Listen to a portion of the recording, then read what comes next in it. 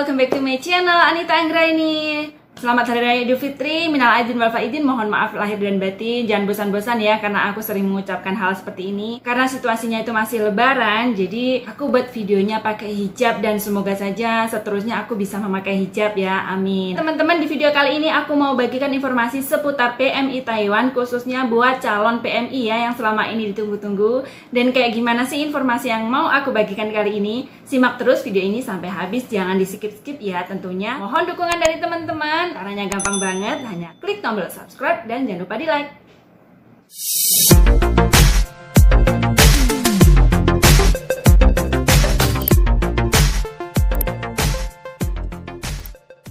Oh ya teman-teman, sebenarnya video kali ini udah lama banget di request sama Mas Herman Kastiono ya. Dulu itu pernah nyuruh aku buat video seperti ini. Mbak, sekarang kan kasus COVID-19 di Indonesia sudah menurun nih, sudah di bawah 5.000. Tolong bikin konten seperti ini gitu kan. Dan karena aku juga belum membuat video, aku tunggu waktu yang tepat. Dan kali ini aku juga mau membahas hal tersebut ya teman-teman. Banyak banget yang bertanya sama aku, kapan sih Taiwan buka? Kenapa kok Taiwan nggak buka-buka? Seperti itu ya. Di video-video sebelumnya aku tuh udah bahas teman-teman ya. Dan Mas Herman Kastiono itu juga pernah menyuruh aku buat video, Mbak buat video dong kapan Taiwan buka, kan seperti itu. Jadi di video kemarin itu aku juga bahas mengenai kapan Taiwan buka loh sebenarnya. Tapi kali ini aku juga mau ngasih tahu ke teman-teman, khususnya buat calon PMI yang mau berangkat ke Taiwan selama ini menunggu ditunda seperti itu ya.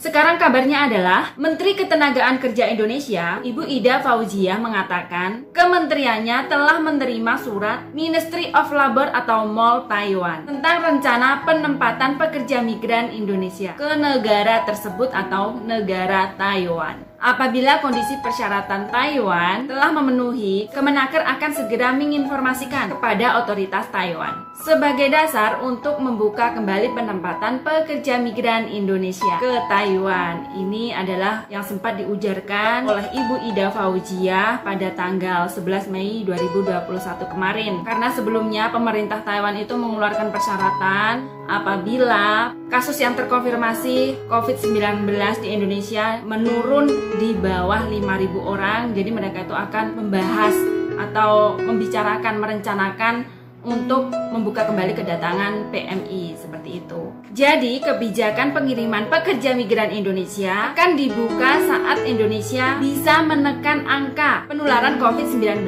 di bawah 5.000 orang per harinya selama pekan berturut-turut. Jadi yang diminta pemerintah Taiwan itu kasus yang terkonfirmasi COVID-19 itu di bawah 5.000 orang ya. Dan ini harus berturut-turut, nggak seperti ini ya. Saat ini yang positif COVID-19 cuma 5.000 dan kemudian besoknya lagi atau lusanya lagi naik lagi. Nggak seperti itu. Yang diminta pemerintah Taiwan itu semakin hari semakin membaik, seperti itu.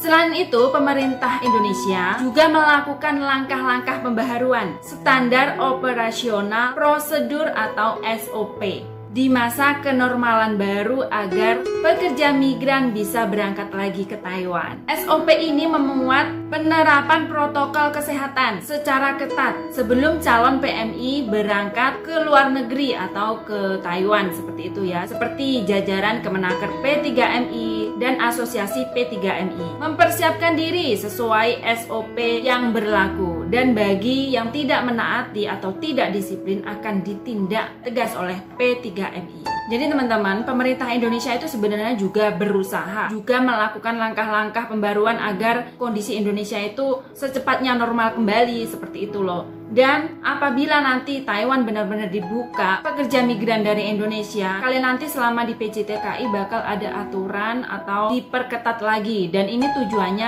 agar semakin berkurang atau mencegah penularan terjadinya COVID-19, seperti itu. Jadi teman-teman, nanti apabila benar-benar dibuka di PJTKI, kalian harus mematuhi protokol ya. Teman-teman juga harus berusaha agar di Indonesia juga semakin membaik ya. Bukan hanya pemerintah aja, tapi masyarakatnya kalau bisa dijaga kesehatan, kondisi, dan juga jaga jarak, mematuhi protokol kesehatan agar secepatnya Indonesia semakin hari semakin baik. Dan apabila Indonesia semakin hari semakin baik, maka kemungkinan besar Taiwan juga akan menerima lagi kedatangan PMI. Karena pada bulan Desember 2020 kemarin menutup pengiriman pekerja migran Indonesia sementara, dan dengan alasan banyak PMI atau pekerja migran Indonesia yang terkonfirmasi COVID-19 setelah sampai di Taiwan. Pada pertengahan Maret lalu, Kemenaker Taiwan mengusulkan ke SCC untuk mencabut larangan pengiriman pekerja migran Indonesia. SCC juga menyetujui, tapi dengan syarat kasus baru terkonfirmasi COVID-19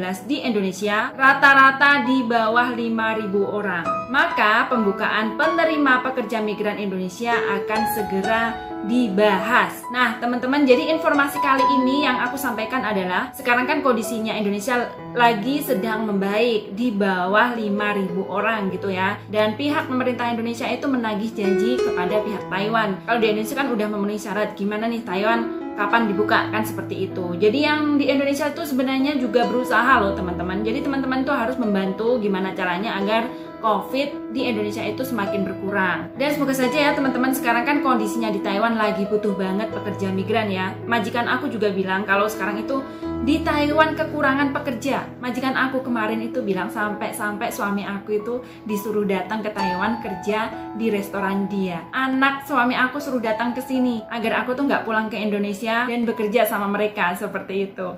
Bener guys, ini Taiwan kekurangan orang, ini bener banget. Mudah-mudahan ya, karena ini di Indonesia sedang membaik dan bulan 7 butuh pekerja yang begitu banyak, 3.400 orang ya. Mudah-mudahan aja Taiwan segera buka dan kesempatan teman-teman calon PMI untuk datang ke Taiwan lebih banyak lagi ya teman-teman. Mudah-mudahan job dari 3.400 yang dibutuhkan teman-teman dari Indonesia bisa merasakannya, bisa mendapatkan job tersebut. Nah, itu aja ya guys informasi dari aku. Kalau ada pertanyaan atau saran dan kritik, silahkan tulis aja komentar di bawah. Ini sebenarnya aku tag video ini udah berkali-kali karena nenek aku tuh mondar-mandir aja teman-teman. Nenek aku kan pikun, jadinya tuh mondar-mandir, aku ulang lagi, mondar-mandir, aku ulang lagi, seperti itu. Dan harinya juga udah mulai sore, jadinya tuh suara aku agak-agak serak karena kering, karena puasa juga agak-agak lemes, seperti itu. Dan mudah-mudahan informasi yang aku bagikan kali ini bermanfaat buat teman-teman semuanya. Nggak terasa sebentar lagi Lebaran, nanti malam udah takbir ya teman-teman. Aku buat video ini adalah puasa terakhir di bulan Ramadan 2021. Sekali lagi aku ucapkan selamat Hari Raya Idul Fitri, minal aidin wal faizin, mohon maaf lahir dan batin. Oke guys, sekian dulu video dari aku. Terima kasih buat teman-teman yang udah menyaksikan video ini. Tentunya mohon dukungan dari teman-teman agar aku semangat buat video-video terbaru selanjutnya. Caranya gampang banget, hanya klik tombol subscribe dan jangan lupa di like, di komen, dan di share. Sekali lagi aku informasikan buat teman-teman, kalau mau paket barang jangan lupa pakai ESC Global TK dan pakai kode Anita10, maka harganya akan lebih murah. Teman-teman bisa pesan lewat aku, nanti aku bantu pesankan. Jadi harganya itu dipotong 300 NT teman-teman. Diskonnya jauh lebih murah, seperti itu. Nah, di video selanjutnya aku mau kasih tahu unboxing barang aku setelah sampai di Indonesia. Oke guys, itu aja dan sampai jumpa di video-video aku selanjutnya. Bye bye. Wassalamualaikum.